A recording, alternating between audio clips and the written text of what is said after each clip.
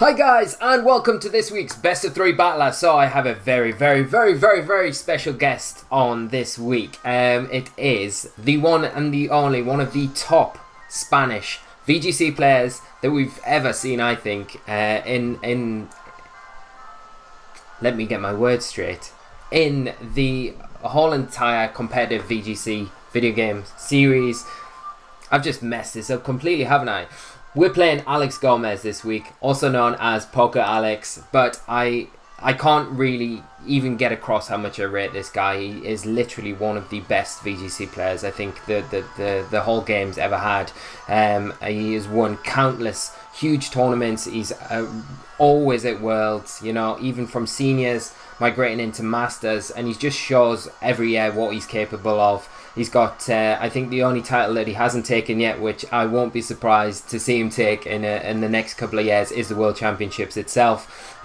He's just very strong, and he's such a nice guy as well. He comes up with very good teams, very solid teams, and he just never underperforms. The thing is, I've played Alex many times at big tournaments before, and he's always one of the competitors that I never want to face because he gives me such a hard time every time I face him. It's never ever an easy game, so I feel like I've got to have my real thinking cap on today to stand any chance. And I don't know if we're gonna play the Porygon 2 conversion team that we've been featuring on the channel the past couple of weeks, a week and a half. So it should be a lot of fun. I don't know what Alex will be bringing, but whatever it is, I can guarantee that it'll be super solid.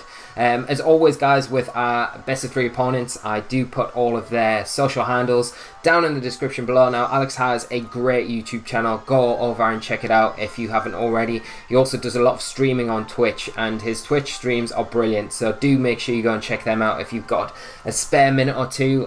Very good content, and you know, you want to follow the best VGC players that you can possibly to pick up tips and hints and things like that. And Alex is someone I would definitely recommend you go over to check out. Twitter will also be there, and everything else I can find on him will be linked in the description as always below. So we're going to try something different this week. We normally set up our best of 3s we split them over a few days, so we'll have the game 1, then game 2, game 3. What I'm going to do this week, just for something different to see how it goes, is have all 3 games all in a row and see if it's something you guys prefer. If it is, then we'll carry on doing that. If not, if you prefer them each day, then we can do that. So just a little experiment this week, but a good one to do. So I'm just going to wish Alex all the best, and then we can probably get into it.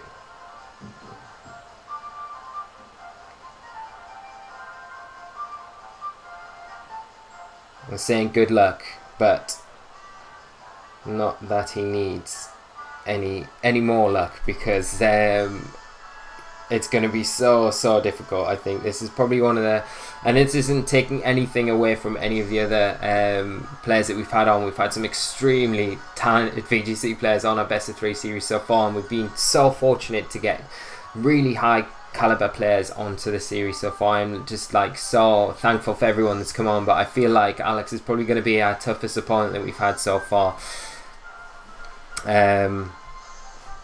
So it should be a lot of fun, guys. He's just going to take a little minute. He just needs to sort something out, probably on his recordings. Alex will be recording these for his YouTube channel as well, so he'll, as I say, I will already link it in the description. But if you want to see things from his perspective, then do hop over there. I think Alex is actually going to record this in Spanish, so his native tongue, for these recordings, which is really nice for the Spanish audience. You know, a lot of big VGC content creators do tend to kind of put out content in English, even though it might not be their first language. So it's nice to see these other VGC players kind of popping up and creating content in their native tongue. You know, you've got Marcus over in Germany. He does both, really. He does the German and he does the English recordings for players. And then you've got Alex as well, who's kind of popping up as well, who's another really like high profile player, starting to do content in both English and in Spanish as well, which is great. And it really helps out the community as well, because, you know,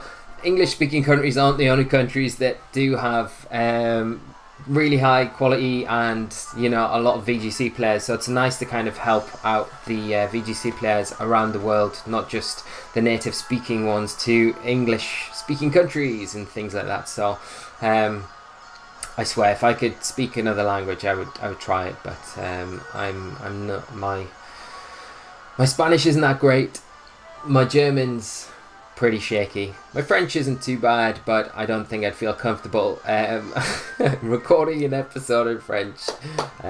But you never know. Along the line, I might learn a language. Italian might be good, but we have a lot of Italian VGC content creators as well. So we're just waiting on Alex now. Hopefully, you don't mind me chatting on about stuff. I hope the Porygon 2, I think this is a really good test for the team, because, you know, there's that big question mark above the whole team. Is it just good for best of 1 because of the surprise factor of the P2, or can it operate in a best of 3? Now, we've first revealed and tested the Porygon 2 conversion strategy out against Thomas Platter in a best of 3 game. Now, it wasn't anything like the team that we're running now. It was a bit different, but it did work in that set. And it was a best of 3 game, so I think this is a really good test for the team, and a really good point of testing that we're currently in with the team as well, to kind of try it out and see how it operates in this sort of environment. Because as I keep saying to everyone and you guys, you know, it's nice to do the School of Hard Knocks, and the best of 1 is good because it does give us a big variety, you know, open up a big variety of teams that we can play, and we kind of crack through them quite quickly because of the speed of finding opponents in games and things like that. But best of 3 is so important and imperative almost in the VGC community now, because all tournaments are geared up around best of 3 formats.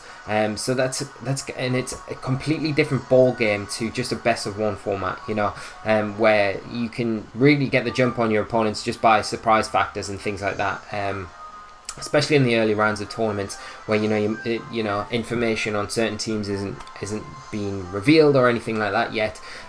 So in a best of 3, it's completely different. You can't just pull these big surprise factors, because your opponent can adapt to that in games 2 and 3 if they don't get the result they want in game 1. And I think that's where the big importance of coming into these best of 3 matches is really, and you just need to just practice them. You know, if you're stuck and struggling to find people to practice with, ask me, because I'm always happy to make time for you guys. If you've got a tournament coming up and you want to get some practice in, hit me up on YouTube or on Twitter or anything like that, and I will make the time to put some games in with you.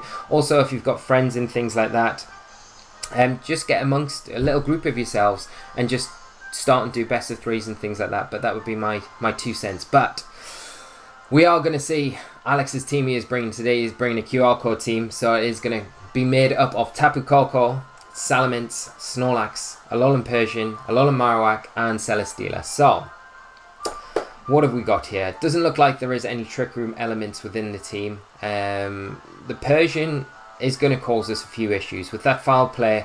It does cause issues on our Porygon 2. I do feel like this game I might want to go for the P2, the conversion, just solely for that surprise factor if I can get it off. And I definitely want to bring Togedemaru. You know, we've got the fake out support that we can take advantage of. It does disrupt the Tapu Koko from me being able to get big attacks off and things like that. I think I want to bring Kartana and maybe Tapu Fini here as well, and we'll see how we get on. Might have to bring the Sock strategy into play a little bit with Kartana if we can. We have to be careful with Kartana though, because you know there's a lot on Alex's team that hits this Kartana for really good damage. You know, you've got the Celesteela, it probably will have Flamethrower. The foul play from Persian is going to hit us for good damage. Salamence probably has Flamethrower or a Fire type attack, and then you got Marowak as well. So we do need to play with it very carefully, but we could self-sock. That's an option we've got. We'll lock in and we'll see how we get on in this first game. And like I always say in game 1, you know, you do want to try and get the result your way, but it's not the worst thing if you do lose it. It's all about trying to get as much information as possible. So let's see how Alex sets up here, and we'll try and start fishing for information in preparation for game 2. So we see Alex lead off with the Celesteela and the Salamence. We lead off with our P2 and our Togedemaru. So, what can we expect here? Bulldoze maybe from the Salamence, but the Celesteela could also have Bulldoze as well. Now we do have Fake Out pressure that we can put on with our Togedemaru. We do get a special attack boost as well with our Porygon 2. I'm kind of more inclined to go for the conversion boost now with P2 while we've got the opportunity to. I don't mind the Celesteela too much in this situation. It could go for a Leech Seed into the P2. It may protect. It could just go for a Flamethrower into the Togedemaru, but we do have access to the Focus Sash, so we're not in too much immediate danger. So I'm going to... You know, the Salamence potentially has access to Dragon Dance. It could have Bulldoze as well. Could have a Z move. So I'm going to stop that from attacking this turn. And then the following turn, P2 will be faster than it. But we just see Alex withdraw the Salamence, kind of reading that Fake Out into that slot, bringing in the Alola Marowak. We do Fake Out into that slot. Unfortunately, not affecting the Ghost type. But we are going to be able to boost up our own P2 and turn ourselves into a Ghost type attack, getting this conversion boost off as well. So we're sitting on +2 special attack, which is the big thing here, which is going to really help us out going into the latter turns of this game. And we see just a Leech Seed from the Celesteela come out into the P2. Okay. So I think we want to just maybe... I think what I'm going to do is just go for a Shadow Ball into the Marowak slot, and I'm going to just go for an Encore into the Celesteela. And I think what I'm going to have to do, my screen is lagging to my sound a little bit. So after this match, I'm just going to refresh the screens that I've got, the capture card screens.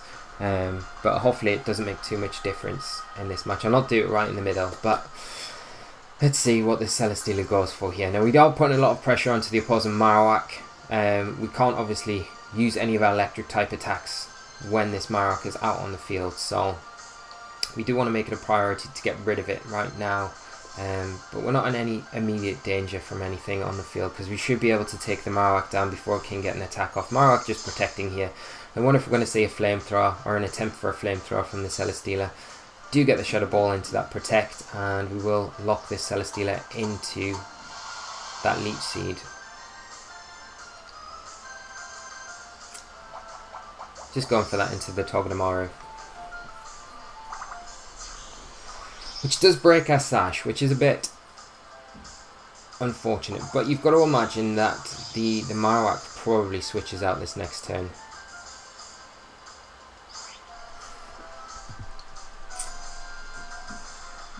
And if it does, what does it switch out into? Maybe a normal type attack. A normal type or one of the dark type. But then again, you've got to think he probably has Tapu Koko in the back, maybe. So I could potentially switch into Kartana here, or Tapu Fini. Kartana's not a bad switch in here, so I'll go for the Kartana.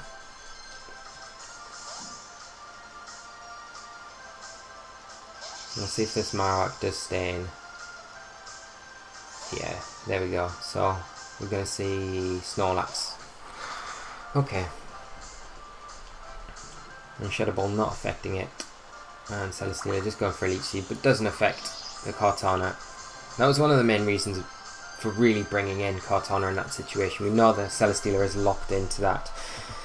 I think here what I'll do is go for a Shadow Ball into Celesteela to start getting some damage off onto it. And I'm going to go for a Sacred Sword into the Snorlax. But we could also see the Snorlax switch out into the Salamence, because I feel like the Celesteela probably wants to just stall out this Encore until it can start attacking again. So we could potentially double into the Snorlax with a Sacred Sword and an Ice Beam. But let's just go for what I've locked into. I'm kind of running out of time and I don't want to miss any big attacks here. So no switches coming out. Do get the Shadow Ball into the Celesteela, do some really good damage into it. And there's a Sacred Sword into the Snorlax. Again, just procking its berry And we'll see what the Snorlax goes for. Maybe a Curse, maybe a Belly Drum. High horsepower. Into Kartana. Celesteela just taking a bit more recovery, and it'll get that Leech Seed recovery as well.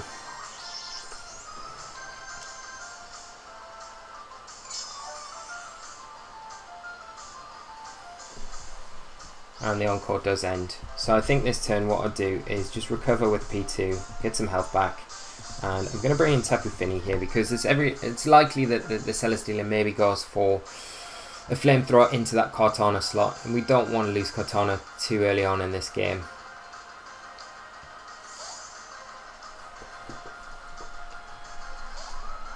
So we will bring in Fini, get that Misty Terrain up. And we'll get a recover off with P2.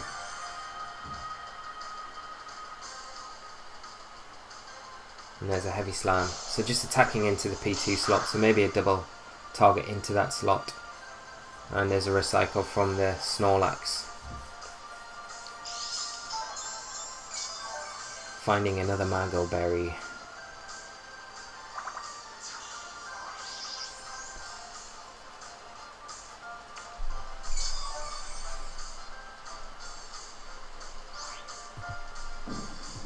So I'm just going to recover again, and do I keep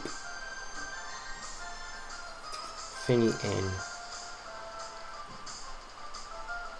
Because it's probably going to go for...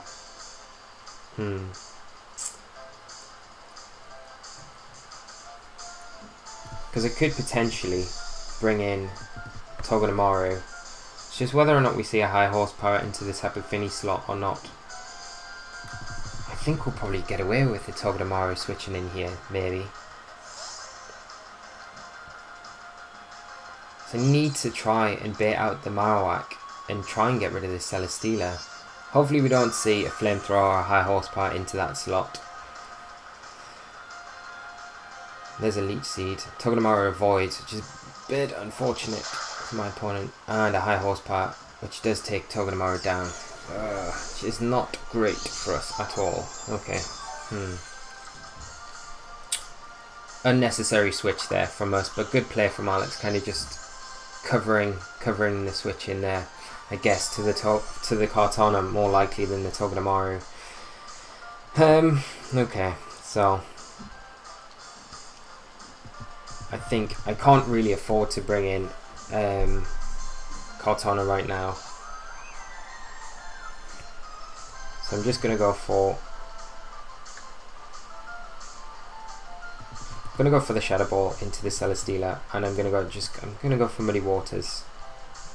Or I could go for a Sulk into the Celesteela, to be honest. But I'm going to just go for Muddy Water. Like, my thinking is going for a Sulk into it is later on in the game I could bring in Kartana, but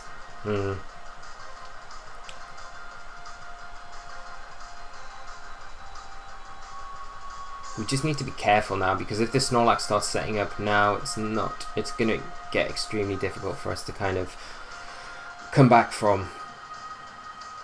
There's one problem with Porygon 2, we haven't got too many ways to hit it for really good damage. We do get the Muddy Water off. Any accuracy drops here are going to be super handy. No accuracy drops. We do get the Shadow Ball into the Celesteela. Again, doing good damage. There's a Leech Seed. Tapu Fini avoids. That's super unfortunate for Alex. And a Facade from the Snorlax into the Tapu Fini.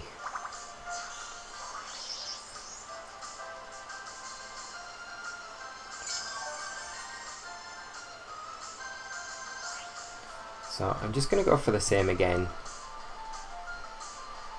But you've got to imagine that the Celesteela probably protects here. So it could give me the opportunity to go for just an Ice Beam into the Snorlax and a Muddy Water.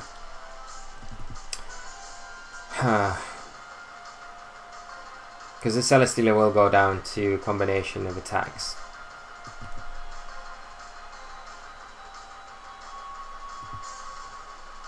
But it's just, if it doesn't and gets a Leech Seed off, it's going to make life so much more difficult. I feel like I just want to kind of just keep the pressure on with that. So I'll go into the Celesteela. Yeah, it does protect. But like I say, it's just the case of, if it didn't and it gets a Leech Seed off into the Finny, it makes life a lot more difficult for us. Do get another Muddy Water off into the Snorlax. Shadow Ball into the Celesteela. And a High Horsepower into Finny. Oh, into the Porygon 2. Okay. But I still feel like, I don't know. Maybe the Celesteela is in range. Maybe.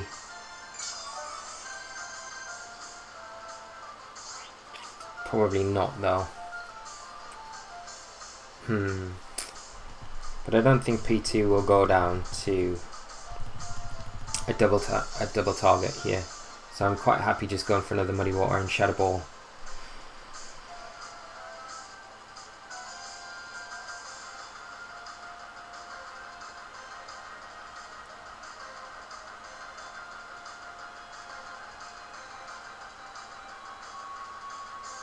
So no switches, no protects. See how much damage this Muddy Water does to the Celesteela. Will it put it in range for Shadow Ball? It might do, you know. It's going to be very, very close, I think. Oh, no. And we just see a heavy slam, so... Into the Finny, though. Okay. And a High Horsepower. This should be enough to pick up the KO on the Finny. No. Alright.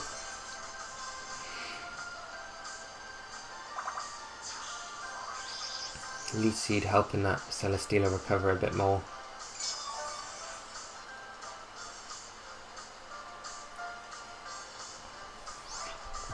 I'm going to have to recover now with P2. And the Celesteela probably might want to go for a Beast Boost here. So we could potentially get Kartana in. If Alex reads that switch and Flamethrowers into that slot, it's not going to be great. But he has to kind of protect the Celesteela here. That's my thinking. So switching Kartana, because that Snorlax might be in range for a Sacred Sword, like a high roll on it the next turn. Celesteela protects. Okay, so we're going to get a recover off with our P2.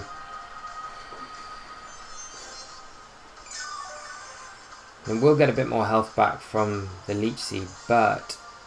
And there's a High Horsepower into Kartana. It does avoid, which is really unfortunate for Alex. But we're in a pretty nice position now.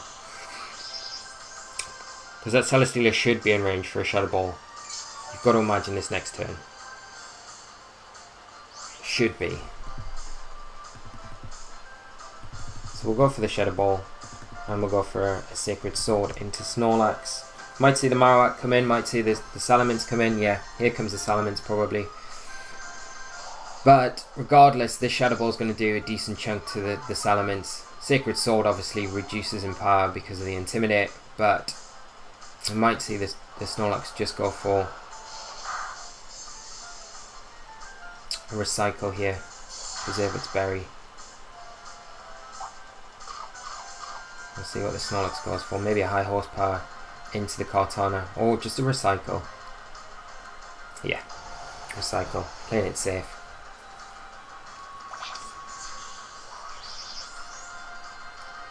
But we can go for just an Ice Beam and another Sacred Sword into the Snorlax. We will be outspeeding the Salamence with our P2. And I will just go for that Sacred Sword again into Snorlax.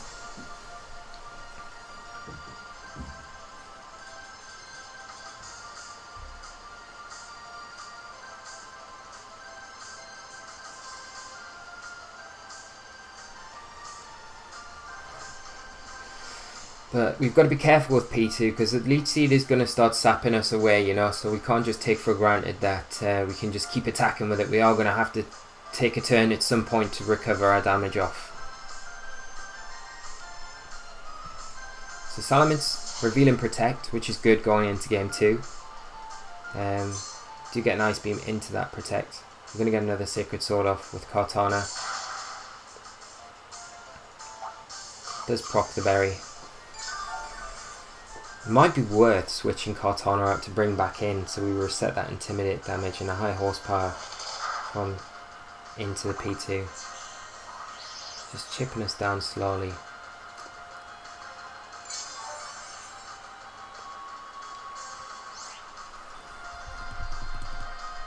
So we'll go for that Ice Beam again because the Salamence now has to switch. And I'm just going to go for another Sacred Sword into the Snorlax. We just want to keep chipping it down to kind of force it going for those recycles if we can. And I think the next turn we're going to have to recover with P2, to be honest.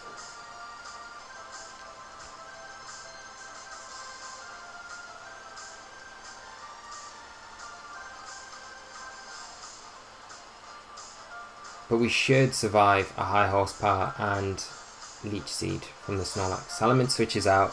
We're going to see Marowak, Celesteela come in. And we'll get an Ice Beam into it. See how much damage this does. Another Sacred Sword. And Snorlax just going for that recycle, so...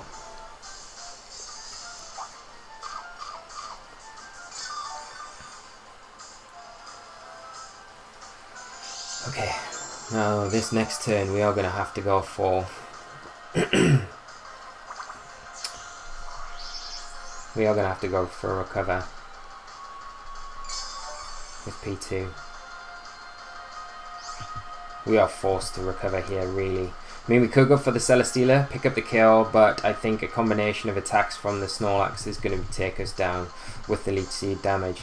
So, yeah, I'm going to switch Cortana out. Bring in Tapu Fini. Tapu Fini might go down here, but we need to reset the Intimidate, even though the Salamence is in the back, ready to just get another Intimidate onto the Cortana. I feel like I'd rather be at -1 than -2 later on in the game.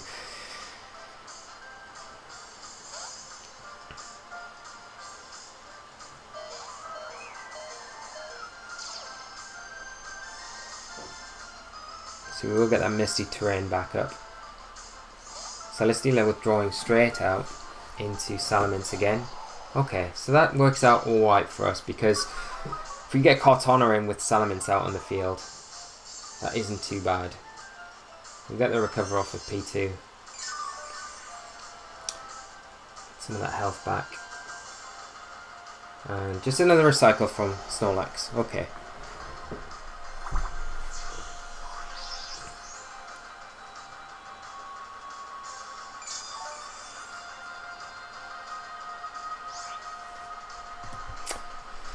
So we could go for another recover with P2, but we don't want to allow this Salamence to get set up or anything. So I'm just going to Ice Beam into it again. And I'm going to switch in Cortana for Tapu Fini again.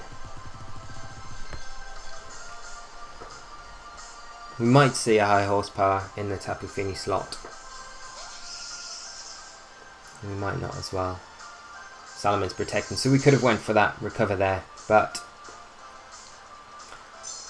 that's fine, because Cortana in this next turn is going to be able to get those 50%. Ooh, and we see a belly drum from the Snorlax. Okay, so revealing that right now. Going to proc the berry. Ha.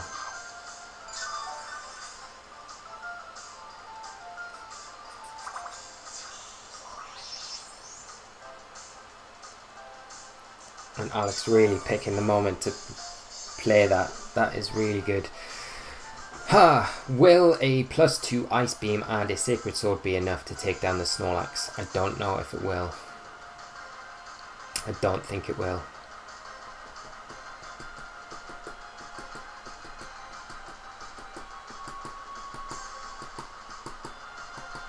But I feel like I have to go for the Ice Beam into the Salamence slot again, because Celesteela will probably come in on that slot. That's the thing.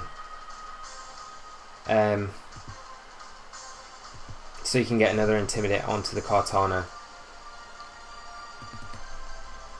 I am going to go for a Sacred Sword into it. I should really double into the Snorlax here, but I just don't want to let the Salamence get a fire type attack off into the Cortana if it can help it. Do get the Ice Beam. Do pick the K up. We might see the Snorlax just go for a cycle here. Maybe. but maybe not as well. It might just want to try and get rid of the P2 from the field. High horsepower into P2 does pick up the KO. Okay. Oh, we have got Finny to bring in. So we will bring Finny out. Here's Celesteela.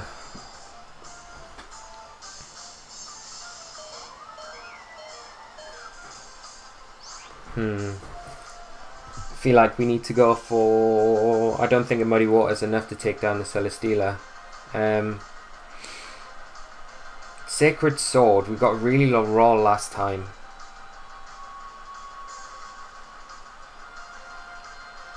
See, one of the things we could do is just... I think Muddy Water is... Oh, well, Hydro Pump. We could just Hydro Pump into Celesteela and then go for a Sacred Sword into Snorlax. But a Muddy Water is better. But the Celesteela's blatantly got Flamethrower. That's the thing. So we'll go for that. We'll go for the Sacred Sword and the Hydro Pump.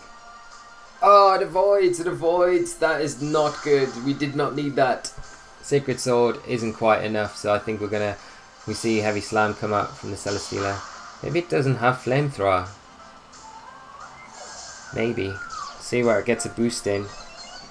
Gets the boost in defense. Okay, so that's good to know. Facade coming out to Kartana. We do take it.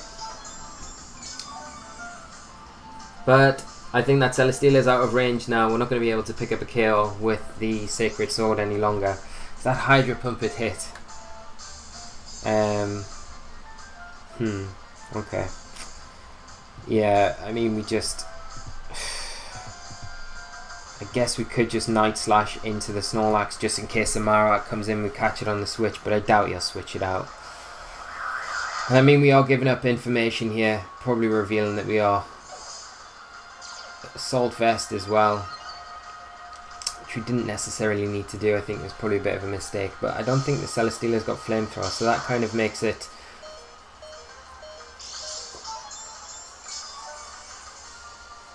a bit more less threatening going into game 2, I guess. But Marowak gonna come in now. But regardless, he just needs a double attack and something, whatever he attacks with will take down the Kartana. He's not going to protect in this situation. But very good game, very close game. And I think the big turning point was the... I mean, you might think that we go... Oh, well, no, he won't. He's just going to double attack. But it'll be nice to see what a +1 damage Night Slash does to this Marowak. Regardless.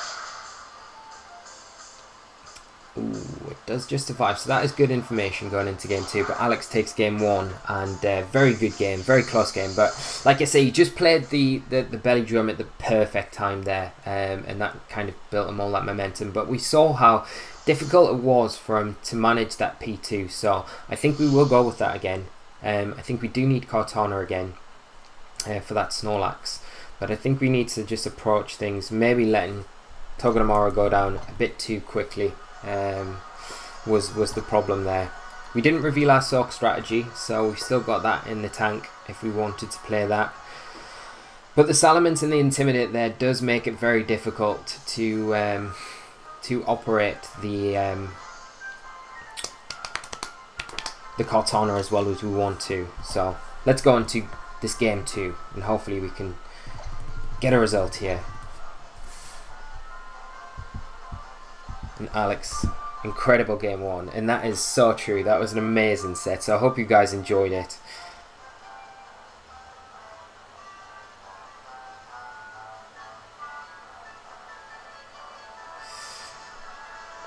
And I'm just going to say good luck for game 2. And then we can crack on. Let the battle begin. So, once again, good luck to Alex. And hopefully it's just as good as game 1. But I feel like I feel really strongly that we just need to try and get around this, get this P2 set up. And just manage Togedemaru a bit better than we did in that last game. So I am going to lead off exactly the same. But do I bring something different here? You know, we might see the inclusion of Persian here. So we could bring P2 in the back. I'm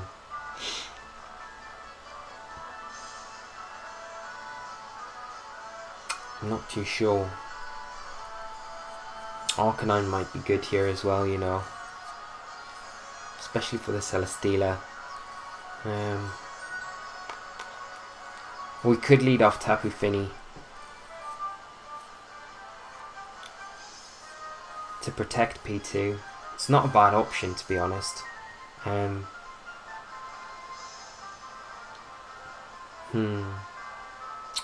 really feel like Persian will come out here as a lead.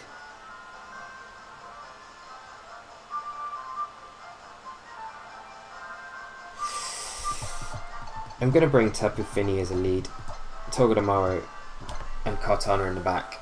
I really feel like, and what I'll do, I'll just try and update the screens as well. So I'm just going to shut this down for 1 minute, guys, and then I'm going to just open it up again, and I'm going to just try. Time is still counting, so we're alright, and I'm just going to try and get this so we're not lagging anymore, and it should be all fine. Hopefully. Yeah, that's way better. So, should be good going into game 2. But good luck to Alex. And we've got to get the result now to take it to a game 3. This is the big thing.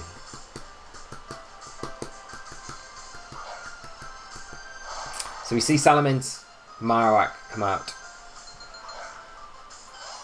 And we're going to lead off with Porygon 2 and Tapu Fini. So what I'm going to do here is, I'm not going to conversion boost right now. I'm going to go for a Moonblast into the Salamence. And I'm going to go for, well, this is the thing. I want to go for maybe just a Shadow Ball into the Marowak and a Moonblast into the Salamence. I just don't think the Moonblast is going to be enough to pick up the KO onto the Salamence. Really don't know if it is, but I could just Shadow Ball into the Marowak. Yeah, I'm going to do that. Shadow Ball without the conversion boost, and I'm going to Moonblast into the Salamence here, because hopefully Alex kind of thinks that I'll go for that conversion boost. Oh, he doesn't. And maybe Shadow Ball into it. You just see the Marowak switch out for the Snorlax. We do get the Moonblast off into the Salamence. We'll see what the Salamence goes for here. Oh, so close to picking up the kill, but we see a Dragon Dance come out. Okay.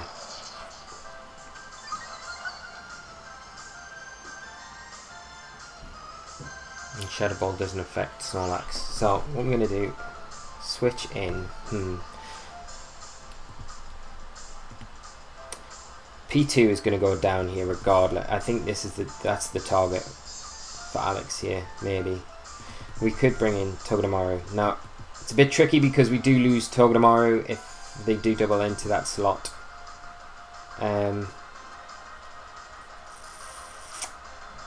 But we are probably going to see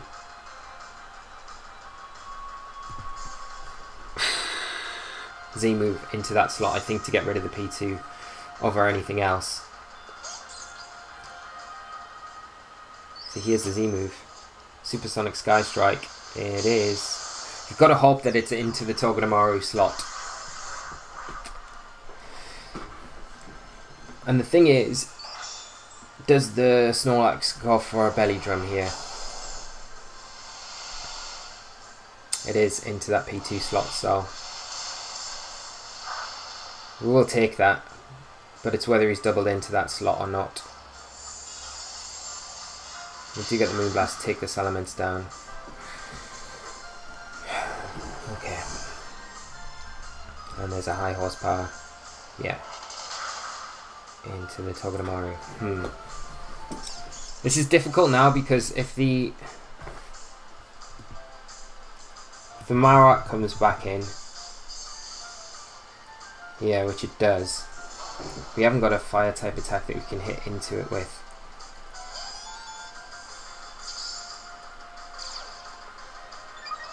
Get a download boost in attack, which is not what we want. I wonder if just a Shadow Ball I kind of want to get the Finny out, you see, to get Finny back in so I can take advantage of those Hydro Pumps or Muddy Waters.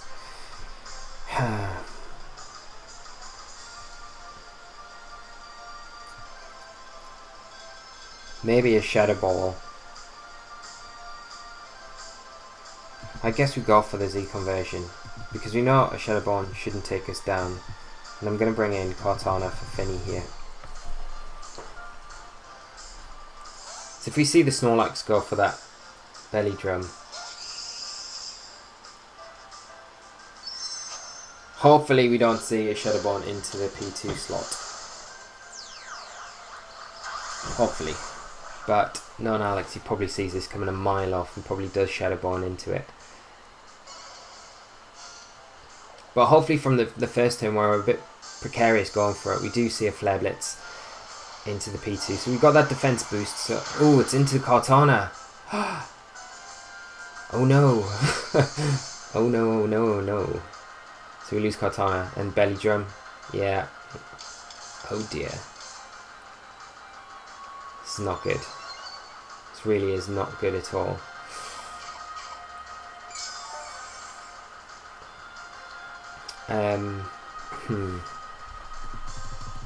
So we've lost our Cortana. Alex just making just a huge read there.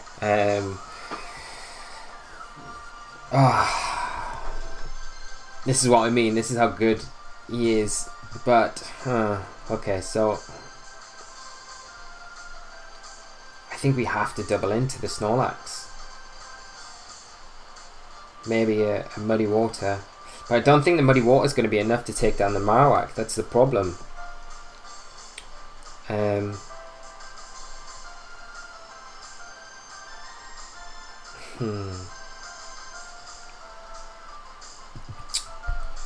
think we just have to go for it, to be honest. Muddy Water. Hope it's enough to take down the Marowak and just do enough damage to the Marowak protects. You see Snorlax probably attack into the Finny to get rid of it. I think our only lifeline here is an accuracy drop, get us out of a bit of trouble, avoid whatever attack the Snorlax goes for now. And there's the Ice Beam. This isn't going to be doing much. No, nowhere near enough. Facade. Tapu Fini. It's gone. Oh, it survives. Okay. So we can go for that again. And we've got to hope now that the Muddy Water is enough to take down this Marowak. I don't know if it's going to be. It does hit. Is it going to be enough? It is enough. Okay, so maybe. You see a Recycle here, you've got to imagine. Yeah, Recycle. So you get to live another day.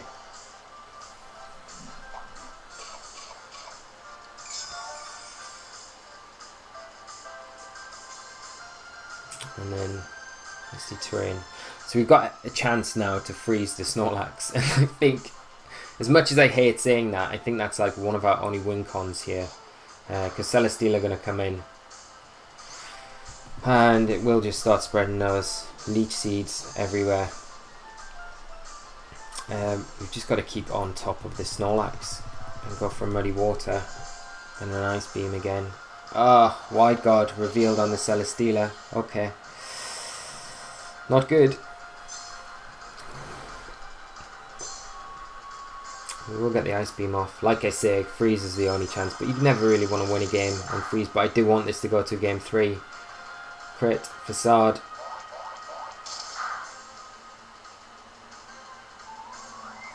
I mean, if we can deal with the Snorlax with our P2, then thing is, it's just going to go for a Recycle now.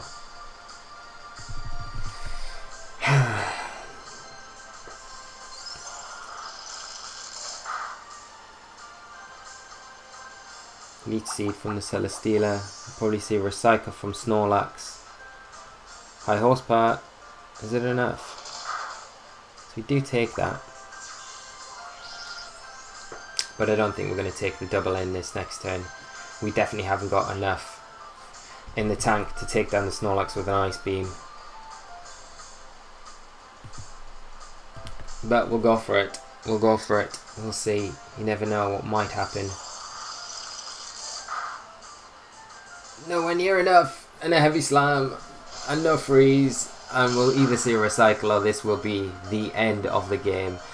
Alex just making some brilliant reads early on and just shutting us down completely, and he learned how the team kind of played game 1 and just capitalised on that massively in game 2. So a very, very convincing victory from Alex, but no complaints from my side. It'd be nice to look back at those games and maybe do an episode analyzer on these. So if you guys would like to see that, then let me know, because that's something I will arrange to do, because it's always good to look back and see where we went wrong. Game 1 we got a little bit unlucky with the Hydro Pump miss, but using those low accuracy moves there, you can't really help that, and it will happen every now and again. So we can't really make too many complaints. Alex just played that really well, and it was an extremely fun set. Game 1 was amazing. Game 2 wasn't as up there, but I think Alex just showing his dominance over taking the set and just showing how good a player he is, just really shone through there. So the main thing is, it was a lot of fun. Thank you so much to Alex for organising this with myself. It's great to have him on the channel, and I hope to have him on the channel again very soon. Maybe doing some QR code stuff, or just doing something else. But we'll see what happens and what we can get set up. We might even get him back on for another best of 3. But once again, thank you so much to Alex. All his stuff is going to be linked down in the description below, guys, so go check out his YouTube channel, where he will be uploading his version of the game and his thoughts and things like that, so it'll be good to see it from his perspective. As well as that, he has his Twitch channel, which will again be linked in the description below, and his Twitter handle, so do follow him, because he is a very top player, and he'll be gunning for that Worlds invite again this season, and I presume he'll be doing very well as the season progresses. So it'd be good to keep an eye on him if you don't already. But we'll wrap things up there, guys. Been very fun. We'll be back with another best of 3 battler next week, so do stay tuned for that. And thanks so much for tuning in and watching. And overall, do let me know what you guys think about doing the matches all in one, or if you want them split up over days, because I'm pretty easy on how we do it. But if you're happy for them all to be in one, then we'll carry on doing that. If not, if you like them segmented over a few days, then we'll do that as well. So just let me know your thoughts on that, thoughts on the game and things like that, and everything in between. But we'll be back for an episode of the School of Hard Knocks tomorrow, unless this goes up on Wednesday and it's Thursday tomorrow, and then we have the stream tomorrow night. So we would do a stream on a Thursday evening at 8 PM over on our Twitch channel, which will be linked in the description, as everything is. So do check that out. But I will see you all very, very soon. Thanks as always. If you've enjoyed the episode, leave a like. If you're new to the channel, do subscribe to stay up to date with all our daily content that we've got coming out. And that's it, guys. So until next week's best of 3 battler, you take care of yourselves. I will see you all later. Thanks so much, guys, and I'll see you then. So until then, bye bye.